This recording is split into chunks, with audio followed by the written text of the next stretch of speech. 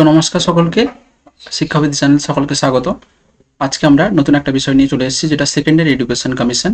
যারা এডুকেশন সাবজেক্টের প্রিপারেশন নিচ্ছেন WBSLST, প্রত্যেকে বলবো চ্যানেলটি সাবস্ক্রাইব করুন এবং ভালো লাগলে লাইক করুন, এবং বিভিন্ন ধরনের প্রিভিয়াস ভিডিওগুলো পেতে সাবস্ক্রাইব করার পর বিভিন্ন প্লেলিস্টে যান।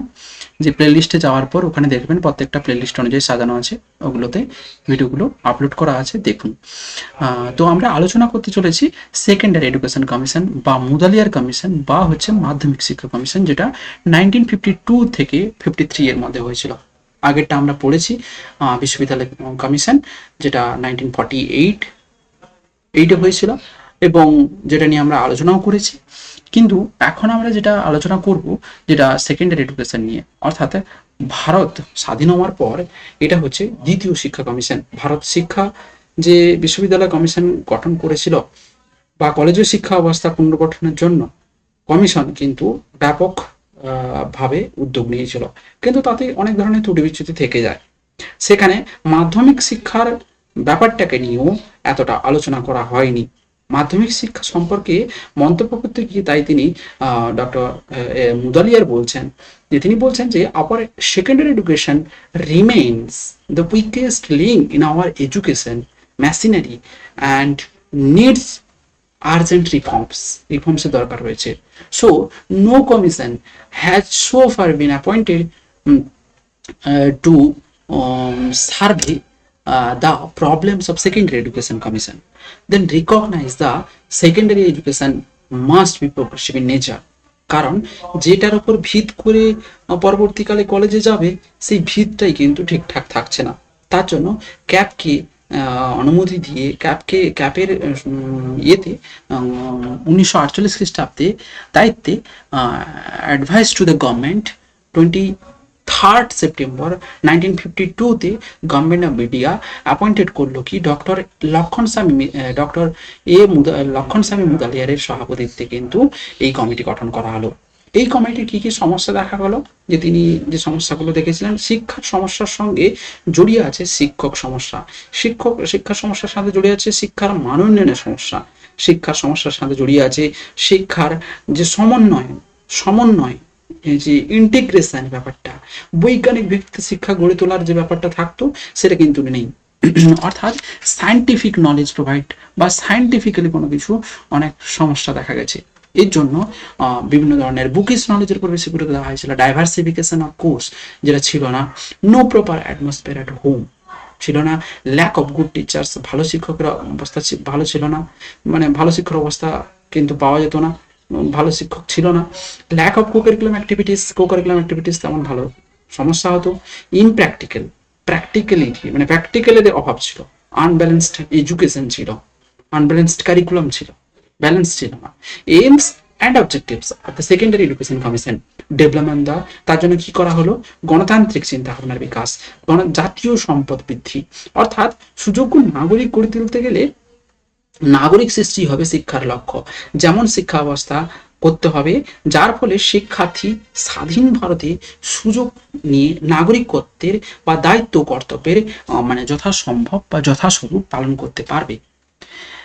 জাতীয় সম্পদ, অর্থাৎ তার সঙ্গে সঙ্গে আর একটা জিনিস বলি, জাতীয় সম্পদ বৃদ্ধি বা জাতীয় সম্পদ সৃষ্টি করতে হবে। দারিদ্র পীড়িত এই বিরাট দেশের সমৃদ্ধির জন্য জাতীয় সম্পদ কিন্তু বৃদ্ধি এবং জীবনের মানোন্নয়নের উপর কিন্তু গুরুত্ব দিতে হবে।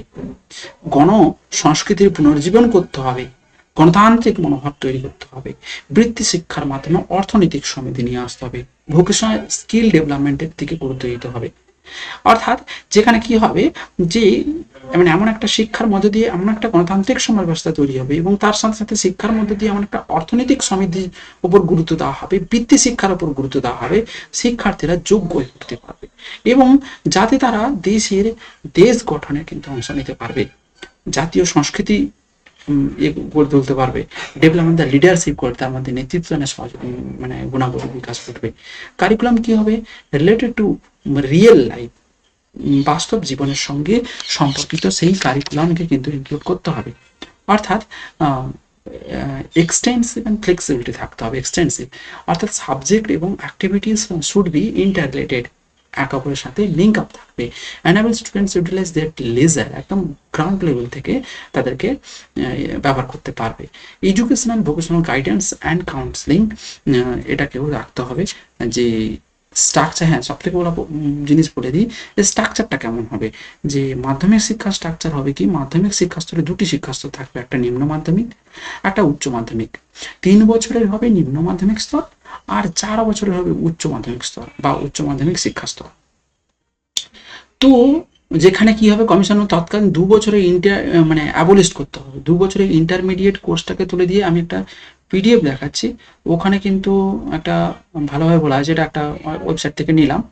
তো এই পিডিএফে এখানে বলা আছে অ্যাবলিশ করতে হবে, abolition of the intermediate classes, মানে যে 2 বছরের ইন্টারমিডিয়েট কোর্সটাকে তুলে দিয়ে, 2 বছরের ইন্টারমিডিয়েট এটাকে তুলে দিয়ে,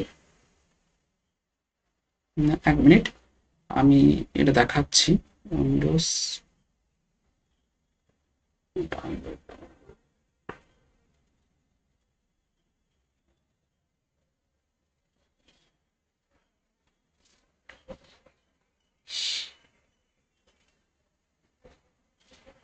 আসছে না, সেকেন্ডারি কমিশন।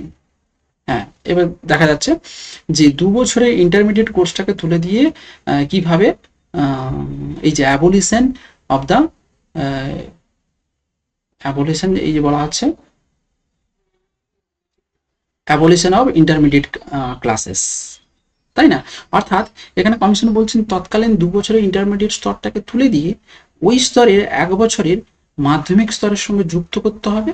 ওই স্তরে, ভালো করে বুঝবেন, ওই স্তরের 1 বছর মাধ্যমিক স্তরের সঙ্গে যুক্ত করতে হবে এবং উচ্চ মাধ্যমিক স্তরে পরিণত করতে হবে, মাধ্যমিক স্তরের সঙ্গে যুক্ত করে উচ্চ মাধ্যমিক স্তরে পরিণত করতে হবে। আবার ইন্টারমিডিয়েট স্তরে বাকি 1 বছর ডিগ্রি স্তরে যুক্ত করে 3 বছরের ডিগ্রি কোর্সটাকে চালু করতে হবে। বোঝা গেল? তাহলে 3 বছরের ডিগ্রি কোর্স, এখানে তাহলে কি হলো, দ্য সিনিয়র্স ইন্টারমিডিয়েট ক্লাস, যেটা 12th ক্লাস, should be combined with the degree class, degree ক্লাসের সাথে জুড়ে দেওয়া হলো। আর 11th যেটা junior intermediate class, high school class হিসেবে পরিণত হলো, না একটু আলাদা টাইপের বলেছিলেন। বোঝা গেল? তো এরপরে নেক্সট আমরা আসছি,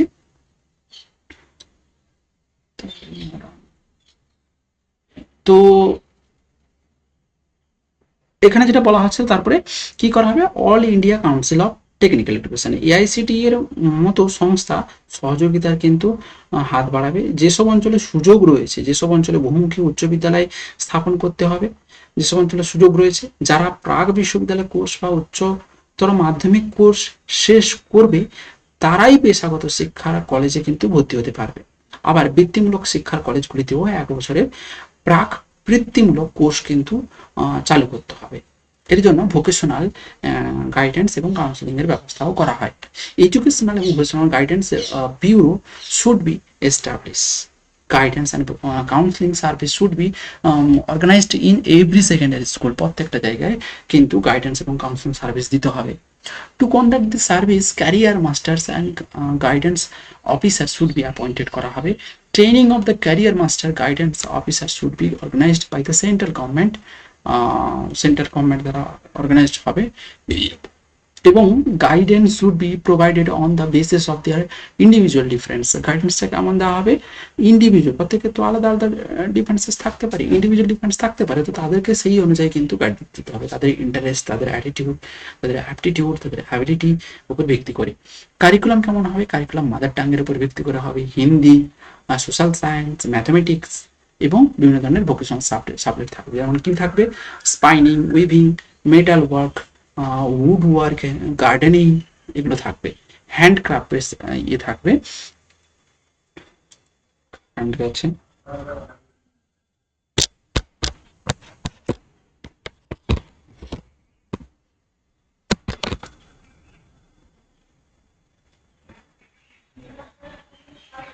কারেন্টটা চলে গেছে, যাই হোক। তো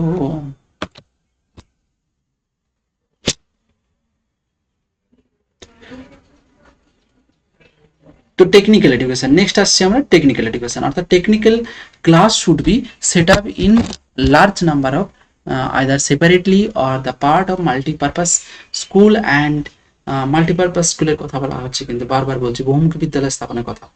this should be located near industry and should function in the cooperation with the industry concerned. Suitable legislation should be passed, making it compulsory for the industry to provide the facilities to students for the particular apprenticeship training.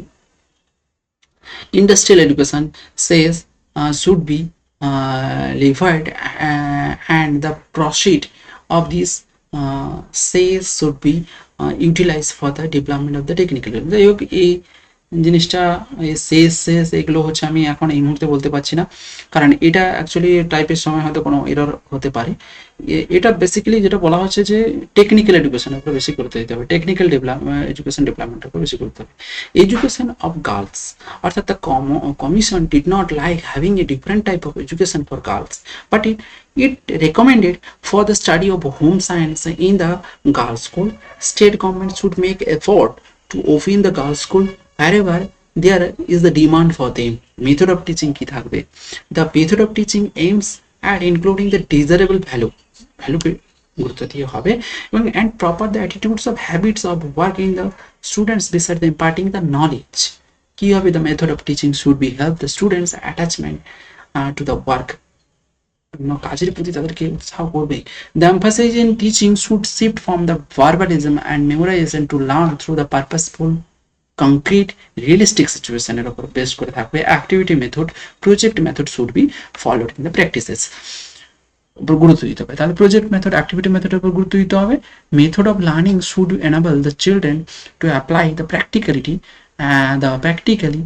the knowledge gained in the classroom to various problems confronting them. Method of teaching should provide that ample opportunity for the students to develop their clear thinking and clear expression both in speech and writing. Clear থাকবে।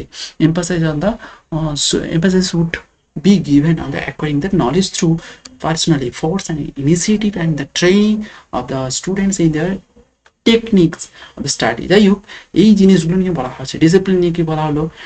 Responsibility of all teacher, ডিসিপ্লিনকে develop করার ক্ষেত্রে in order to the promote the discipline personal contact between the teachers and people should be staying in self government with observation of the code of conduct should be introduced in all school. code of conduct থাকবে।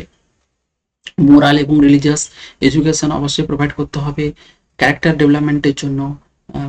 বিভিন্ন ধরনের যে regular কিন্তু স্কুলে তার উপর বেশি গুরুত্ব দিতে হবে, এবং পার্টিকুলার যে faith concern and be given with the consent of the parents and the management. Organisation and administration কি থাকবে? ডাইরেক্টর অফ এডুকেশন থাকবে, should be the offer mainly responsible to the advice of the minister regarding the spread of education. Committee should be constituted both center and of state in order to discuss how best the resource of the department could be pooled for the furtherance of education in all types. There should be কি থাকবে? coordinates committee থাকবে। There should be the board of secondary education consisting in the not more than 25 members, 25 মেম্বারের মধ্যে থাকতে হবে যে board of secondary এডুকেশনের যে কমিটি। টিচার্স ট্রেনিংটা বোর্ড থাকবে, teachers training board for supervising training এর জন্য। There should be another board name teacher central advisory board of education to function as a coordinating agency হিসেবে কাজ করবে। Cap state or provincial advisory board should be constituted on similar basis. Contribute in progress on modern Indian education কি তাহলে contribute করেছে? All India advisory board of secondary education was formed at centre to find out problem the secondary education and suggest their remedies. খুব গুরুত্বপূর্ণ ভূমিকা পালন করেছিল বিভিন্ন ধরনের প্রবলেমগুলোকে খুঁজে তার সমস্যার সমাধানে। Education of general science and made compulsory that in the some secondary school in CC was organized mother tongue also prioritized medium or secondary education, which made the expansion of the secondary education possible. Reforms in the training of teachers, facilities of educational and vocational guidance কেউ facilities এর কথা বলা হয়। তাহলে যেগুলো আমরা বললাম, যেগুলো খুব ইম্পর্টেন্ট জায়গাগুলো, যে মাল্টিপারপাস স্কুল, তারপরে শিক্ষার যে পাঠ্যক্রম কেমন হবে, শিক্ষার কোর সাবজেক্ট কী হবে, হিউম্যানিটিস থাকবে, সমস্ত কিছু নিয়ে আমরা আলোচনা করলাম।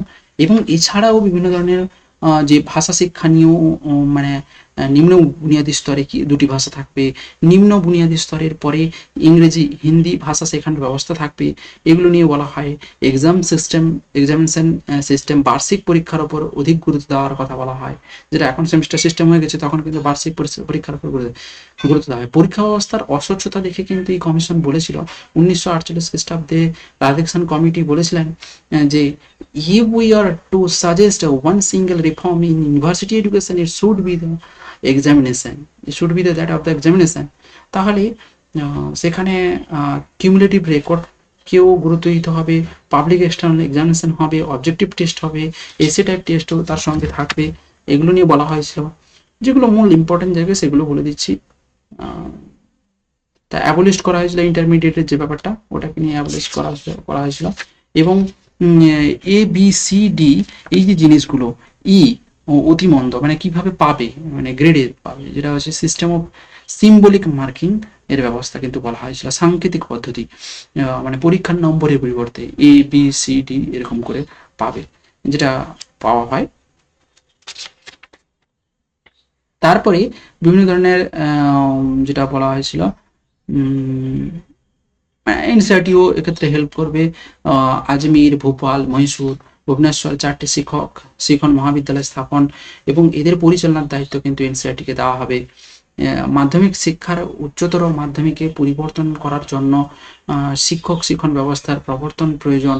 এর জন্য প্রয়োজনীয় পরিবর্তনগুলোর মধ্যে ছিল এনসিআরটির এই যে শিক্ষক শিক্ষণ মহাবিদ্যালয় প্রতিষ্ঠান স্থাপনের ওপরও কিন্তু গুরুত্ব দেওয়া হয়। তারপরে এগুলো আসে আস্তে আস্তে এনসিআরটিতে বোঝা গেল। নেক্সট হচ্ছে আমরা ওই ইন্ডিয়ান এডুকেশন কমিশন নিয়ে আলোচনা করব খুবই স্পেসিফিকভাবে। যারা দেখছেন দেখুন, অবশ্যই ভালো লাগবে এবং লাইক করুন। Thank you so much, thanks to all of you.